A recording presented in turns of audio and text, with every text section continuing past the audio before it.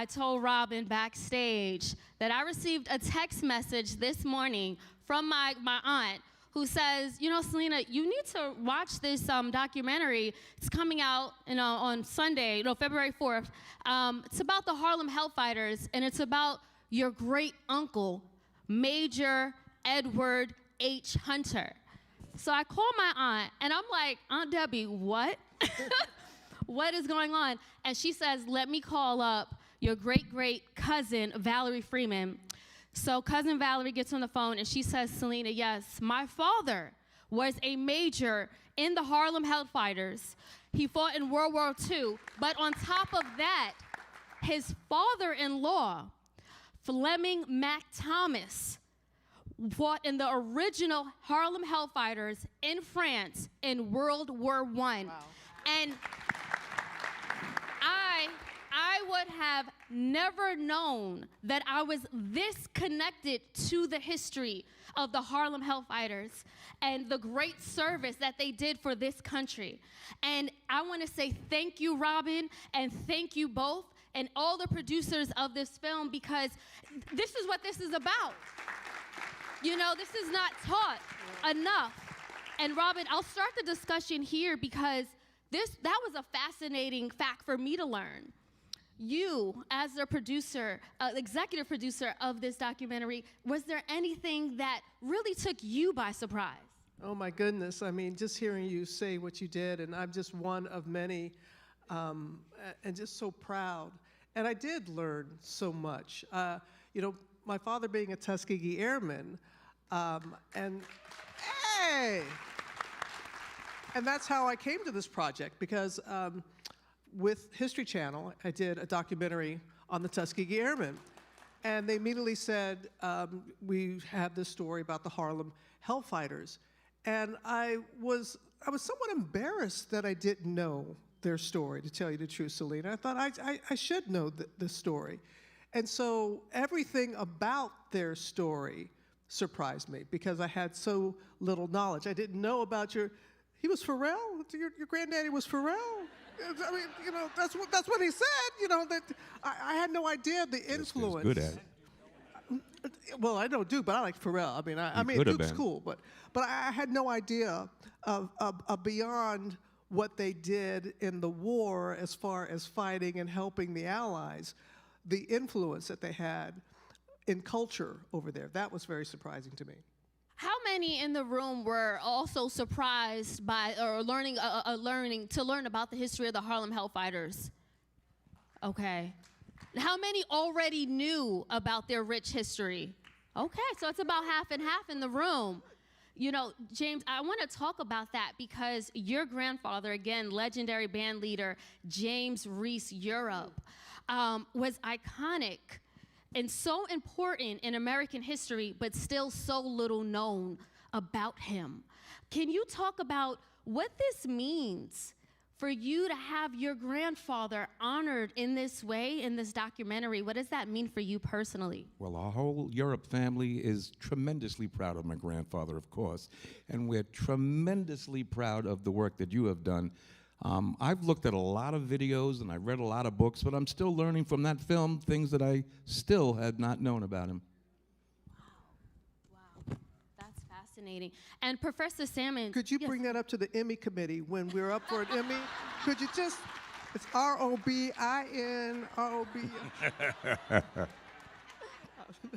Definitely Emmy worthy. No, sure. But that means a lot. I mean, as a storyteller, to hear somebody who knew the history of their father to learn something new, and that's what is very exciting about people who knew nothing about them, but even those who did. Well, there are only so many photographs of my grandfather, and I thought I had seen them all, but I saw a couple of new ones today. Oh, great. Wow.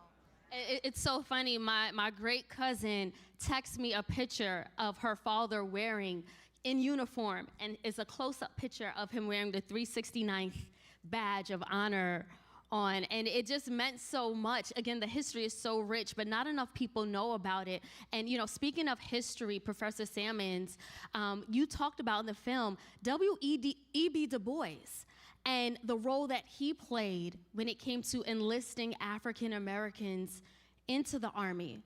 and then afterward, when they returned home, how they returned to such racial tension. Can you expand on that and just the significance that W.E.B. Du Bois played?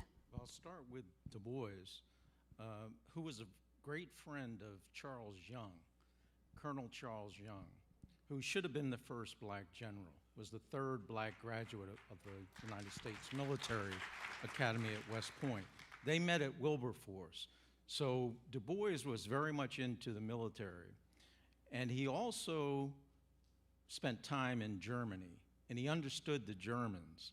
And before we returned fighting or returning soldiers, he wrote something called Close Ranks, in which he encouraged blacks to support the war effort, to put aside their special grievances, and to fight shoulder to shoulder with whites for democracy. Now, Du Bois was not naive. He clearly understood that blacks didn't have democracy in America, but they wouldn't get it unless blacks showed that they were worthy of it. And the best way to do that was to fight and die for it. And that's what happened. One thing that might interest you, with all that we saw that the Harlem Hellfighters did, the 369th in this film, how they demonstrated their bravery, courage, discipline, etc. There was a 1925 report by the Army War College that said that black soldiers were afraid of the dark, that they were undisciplined, that they were only a threat to themselves, to women, and to children, and that they didn't respect officers, etc. This led to virtual disappearance of the black soldier heading toward World War II.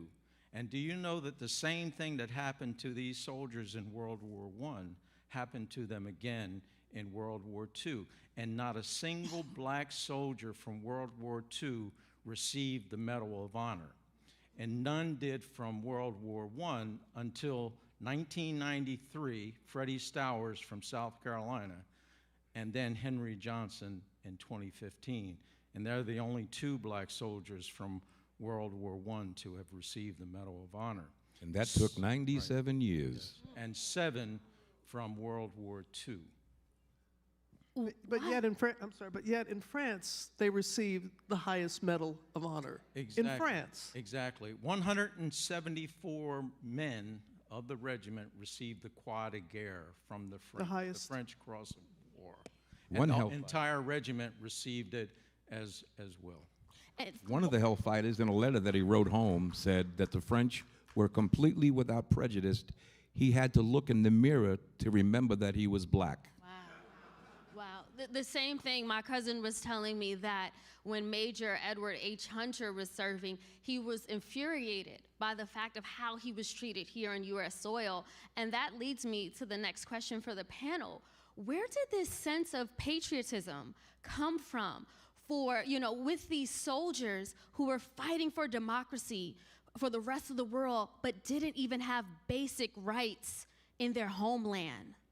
I think they were trying to earn it. They thought if they went there and they fought bravely and did what was expected of them, that they would come home and be accepted as full citizens. And that was the only battle that the Hellfighters lost.